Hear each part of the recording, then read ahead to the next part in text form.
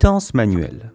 Je souhaite facturer mon locataire pour des frais de chauffage ou un changement de bip ou pour des taxes d'ordures ménagères.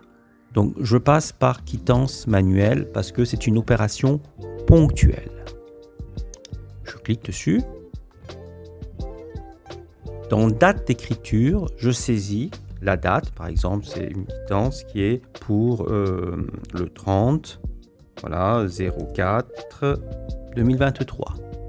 Je vais par la suite choisir le type, exemple normal, et dans rubrique, je appuie sur la touche F4 et je vais choisir la rubrique à quittancer.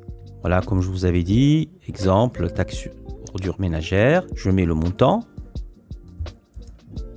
et j'enregistre. Donc la quittance est enregistrée, je la valide comptablement. Et par la suite, il faut que je fasse l'envoi manuel.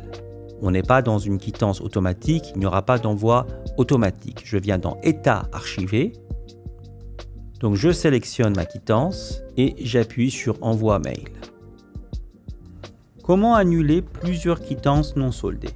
Exemple, le locataire est au contentieux et le juge a ordonné l'annulation de sa dette. Donc l'annulation des quittances non soldées. Pour cela, je viens sur la fiche du locataire et j'appuie sur ce petit bouton. J'ai ma fenêtre interrogation des quittances qui s'ouvre et j'appuie sur le bouton annuler toutes les quittances non soldées. J'ai une autre fenêtre qui s'ouvre, annulation de toutes les quittances d'un locataire. Alors j'ai le choix entre la date des écritures d'annulation sera celle des termes annulés, validés, ou la date des écritures d'annulation sera la même pour toutes les quittances du locataire et là je saisis la date que je souhaite et je fais valider. Quittancement négatif.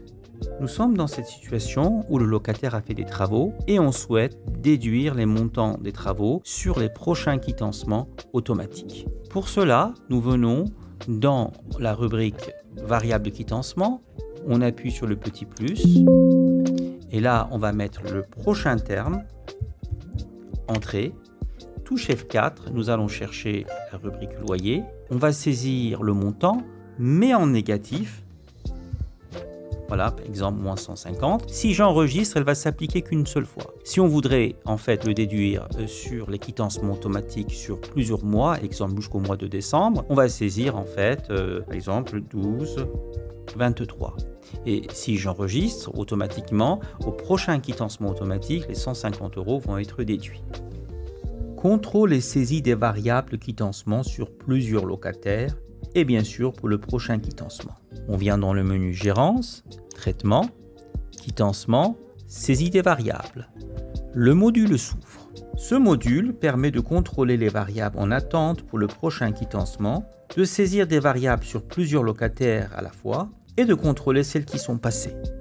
Donc, par exemple, celles qui sont de couleur saumon, ces termes inférieurs au terme courant, elles ne passeront pas. Si on souhaite qu'ils passent, il faut les supprimer et le recréer. Les supprimer, on sélectionne, on appuie sur le petit moins en rouge, voilà, on valide. Et pour recréer, on appuie sur le petit plus en vert.